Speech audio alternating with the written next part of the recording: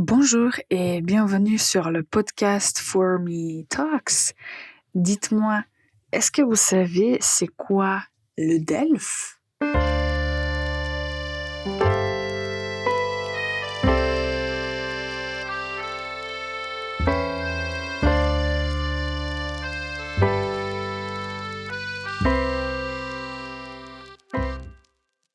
Bonjour et bienvenue pour un nouvel épisode du podcast For Me Talks, le podcast pour les apprenants de la langue française.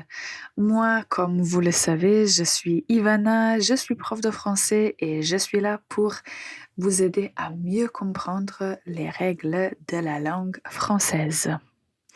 Alors aujourd'hui, nous allons continuer de parler des examens. C'était un sujet qu'on a discuté il y a quelques épisodes et aujourd'hui, j'aimerais clarifier certains points concernant l'examen DELF. Mais avant de commencer, écoutez bien la faute de la semaine. J'ai fait ça beaucoup de temps. J'ai fait ça beaucoup de temps. Quelle est la faute? La faute, c'est le mauvais usage du mot temps.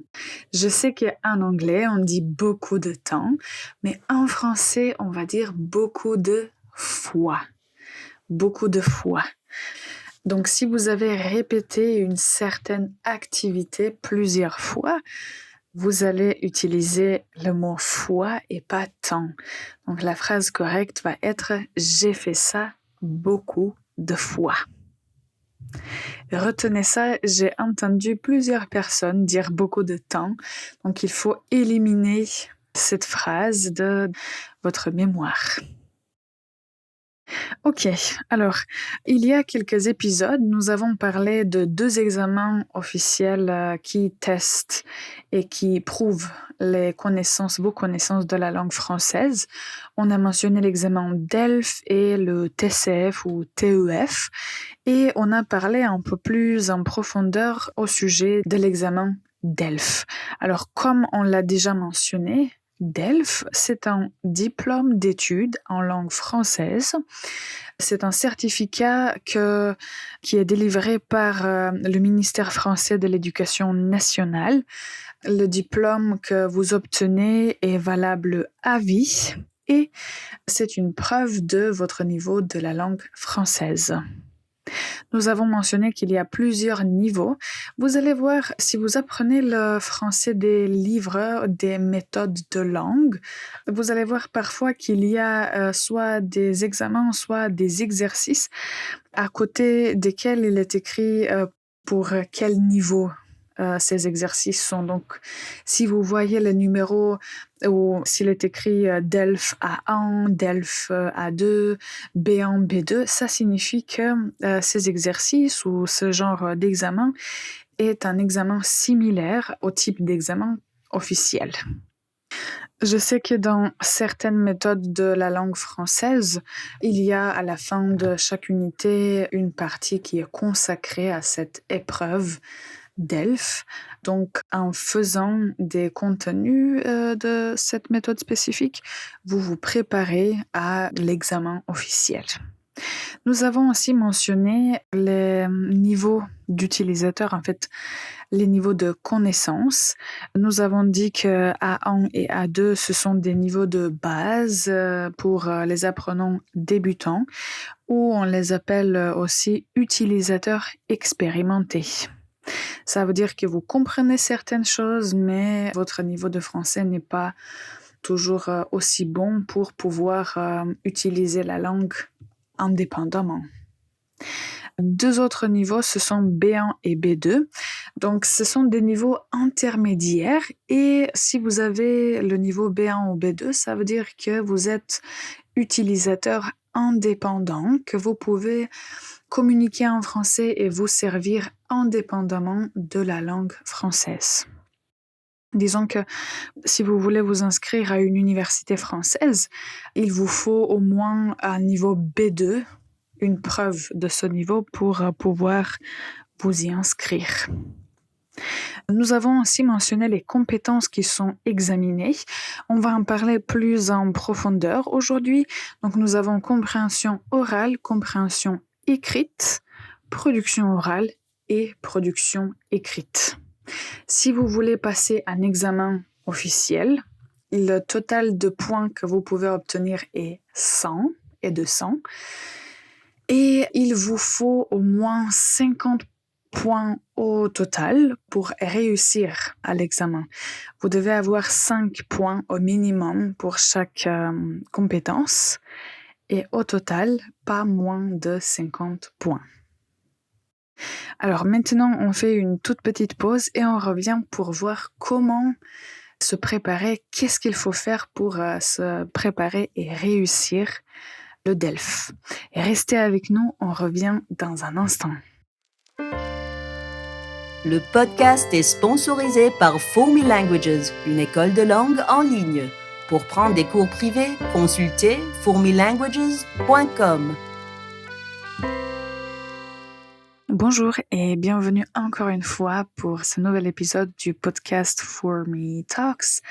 Aujourd'hui encore, on parle des examens officiels. Plus précisément, on parle de l'examen DELF. Alors, je vous ai déjà dit qu'il y a 4 compétences qui sont examinées et il faut en fait se préparer pour cet examen. J'ai déjà préparé plusieurs étudiants pour ces examens. Je dois dire qu'ils ont bien sûr réussi. Ils ont réussi à passer les examens, à avoir un nombre suffisant de points. Et moi, j'avais toujours une tactique, une approche, comment se préparer et comment pratiquer et entraîner toutes les 4 compétences.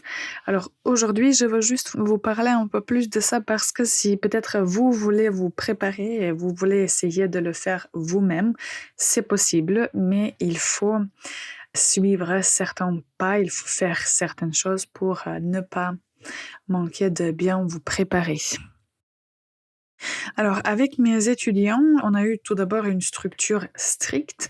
Donc, comme il y a 4 compétences qui sont examinées, on a pratiqué toutes les 4 compétences. On a pratiqué régulièrement. Ça, c'est la clé. Vous devez commencer à vous préparer en avance. Donc, si vous devez passer l'examen, s'il y a une date spécifique qui est déjà déterminée, je vous conseille d'avoir au moins 1 ou 2 mois de préparation juste pour pouvoir vous préparer au calme et régulièrement et pour ne pas être pressé de vous préparer parce que ça ne sert à rien. Donc, si vous avez 1 ou 2 mois pour vous préparer, ça, c'est déjà pas mal si vous avez des compétences, mais qu'il faut les pratiquer ou les entraîner. Et la chose qui est très importante, c'est qu'on a utilisé des ressources appropriées. Concernant la langue française, quand vous voulez passer un examen DELF, il y a des livres spécifiques qui vous aident à vous préparer pour l'examen.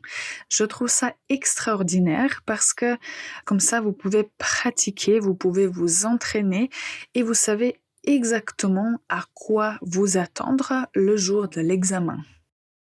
Donc, ce qu'on a fait avec mes étudiants, ce que j'ai fait, on a tout d'abord examiné les règles, comment ça marche, comment se préparer. Parce que pour l'examen DELF, il faut connaître la structure de l'examen pour être prêt. Par exemple, pour la compréhension orale, vous allez toujours avoir 2 ou 3 écoutes. Donc, quand on s'est préparé, on a écouté un document 2 ou 3 fois et on a essayé de rester concentré, d'extraire le maximum d'informations possible et de juste savoir comment faire. Il faut aussi, pendant que vous vous préparez, très attentivement lire les consignes, les instructions. Donc ça, je trouve crucial. Donc, pour la compréhension orale, quand vous lisez des questions, lisez attentivement les réponses. Les questions sont claires, les réponses sont claires, mais parfois, il vous faut une réponse exacte. Donc, vous ne devez pas avoir de doute. Il faut vraiment entendre pour bien répondre. Concernant la compréhension écrite, cette partie était toujours plus facile parce que pour la compréhension écrite, vous avez le texte devant vos yeux, comme je l'ai déjà mentionné. Dans l'épisode où j'ai déjà parlé de cet examen, ça vous facilite un peu les choses parce que vous pouvez lire des questions plusieurs fois, chercher la réponse, faire des comparaisons. Donc pour la compréhension écrite, il faut juste lire attentivement. C'est vraiment, à mon opinion, plus facile que la compréhension orale. Concernant la production orale, là, il faut savoir comment s'exprimer, il faut savoir bien élaborer un sujet et vous devez aussi avoir une structure. Donc ça, c'est la clé. Peu importe de quel sujet il s'agit, vous devez avoir une structure pour pouvoir bien répondre au sujet. Donc, en général, ce qu'il faut faire, il faut parler d'un sujet spécifique de façon neutre. Donc, il ne faut pas exprimer votre opinion, mais il faut dire d'un côté, il y a ça, de l'autre côté, il y a ça et ça. Et à la fin, vous devez choisir de quel côté vous êtes. Mais il faut garder votre opinion pour la fin. Pour cette partie, il faut retenir les expressions d'opinion, les verbes d'opinion.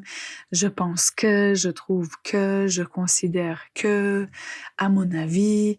Donc, il faut se préparer de cette façon. Et bien sûr, comme dans ces livres qui sont spécialisés, il y a des sujets sur lesquels vous pouvez vous appuyer. Il faut juste avoir une structure bien élaborée, juste pour montrer que vous comprenez le sujet et que vous, au final, vous exprimez clairement votre prise de position. Pour la production écrite, on va dire que c'est à peu près la même chose que pour la production orale. Il faut avoir une introduction, prendre en compte les deux côtés d'un sujet ou d'un problème spécifique. À la fin, il faut prendre une position. Et ce qui est aussi important concernant la production écrite, c'est qu'il faut bien maîtriser la grammaire et l'orthographe. Donc ça, c'est la partie qui peut être un peu difficile, mais il faut s'entraîner. En tout cas, pour réussir un examen DELF, il faut pratiquer le français au quotidien. Donc, c'est pas juste de faire ces exercices qui sont spécialisés. Ça, c'est nécessaire pour comprendre la structure.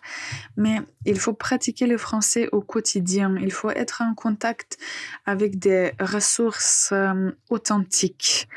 Et vous devez vraiment comprendre comment la langue française marche pour avoir cette liberté pendant l'examen et pour pouvoir passer l'examen le plus facilement possible.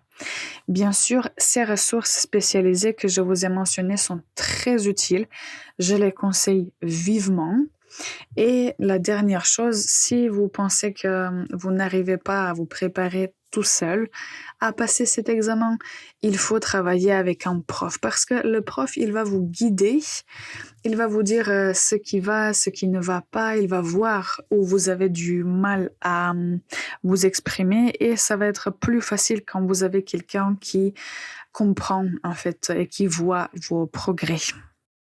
En tout cas, si vous avez prévu de passer cet examen officiel et si vous avez des questions, n'hésitez pas à m'écrire. Moi, j'adore les examens, donc j'aimerais bien, je serais en fait ravie de vous aider si nécessaire.